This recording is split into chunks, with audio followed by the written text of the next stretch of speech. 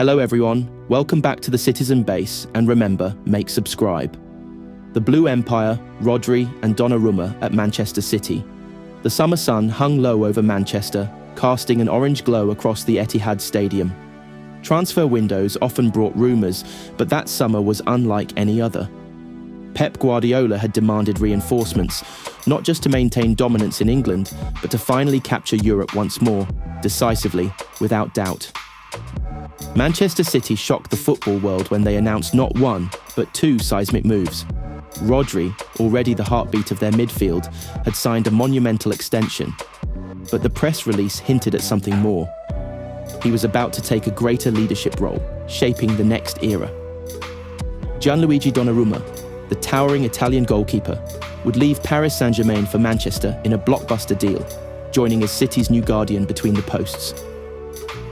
The city erupted in debates. Fans filled pubs and radio shows with chatter. Would Donnarumma, at just 26 but with the aura of a veteran, replace Edison? Would Rodri, calm and elegant, now carry the captain's armband? Chapter 1. Arrival.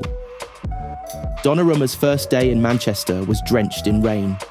At the Etihad campus, photographers clicked furiously as he held up the sky blue shirt, Donnarumma 99 on the back. His Italian English was tentative but firm. "I come here not only to defend the goal," he told reporters, "but to win history." Rodri stood quietly at the side, arms folded. The Spaniard had already earned everything: Premier Leagues, Champions League glory, even a treble. Yet in Guardiola's office weeks earlier, Pep had leaned across the desk and said, "Rodri, you will be the one to lead them now. This team needs your voice, not just your feet." The weight of captaincy pressed on him, heavier than any opponent's tackle, but he accepted it with his usual grace. Chapter 2. The locker room divide. Edison was furious. The Brazilian had been City's wall for years, his distribution redefining modern goalkeeping. Donnarumma's arrival felt like a betrayal. Whispers spread through the squad. Some players felt loyalty to Edison. Others sensed that Donnarumma's commanding presence was the future. The first training session was tense. Guardiola ordered a small-sided game. Donnarumma's saves were spectacular, his reach impossible. Yet Edison retaliated with laser-guided passes that split defences, setting up goals from his box. Rodri noticed the fracture. As captain, it was his problem now.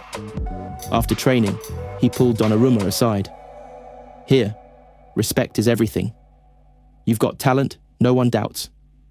But to win them..." Guardiola wants Man City player exits, squad size not healthy, Norwich hoping USMNT's Sargent stays after hot start to season.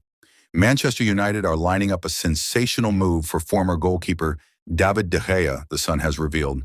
Discreet calls have taken place between United and Fiorentina. After the Spaniard made a triumphant return to Old Trafford last weekend for a friendly, De Gea is reported to have a clause in his Fiorentina contract that would allow him to leave the club for a relatively small fee. While Man United are currently going into the Premier League season with Andre Onana as their #1 goalkeeper, the Cameroon international could still leave if an appropriate offer arrives. Real Madrid winger Rodrigo remains Manchester City's top target if Savinho joins Tottenham Hotspur this month, Fabrizio Romano reports. City are willing to try to sign the Brazil international, having prioritized him over the likes of Xavi Simons and Magnus Akliuche, as they will be short in wide areas if 21-year-old Savinho leaves the club, as many are predicting. Savinho is reported to be keen on joining Spurs this summer, and the club is expected to return with a second offer later this week. While City initially closed the door to the transfer, it is believed that an improved proposal could soften their stance. Sporting CP midfielder Morten Hjulman is open to a move to Manchester United, according to Fabrizio Romano. Hjulman, 26, is the Sporting captain, and the club won't want to lose him after already seeing Victor Gyökeres leave for Arsenal. But an $80 million fee could get them to the negotiating table, and the Denmark international is willing to entertain discussions over his future. Roma are closing in on a deal for Aston Villa winger Leon Bailey following breakthrough talks this weekend, reports Matteo Moretto. Final details of the deal are now being ironed out by the two clubs involved, while personal terms also look close to completion. Bailey, 28, has been out of favor at Villa Park of late, opening the door this summer to a potential move away. The same can be said of Manchester United winger Jadon Sancho, who has also been heavily linked with a move to Roma. Bayer Leverkusen are in talks to sign Brighton and Hove Albion youngster Facundo Buonanotte, reports Sky Germany. As things stand, no verbal agreement is in place between the clubs, which could open the door to other long-term admirers such as Borussia Dortmund. Brighton have received several offers to sign the Argentina international, who may decide to remain in England.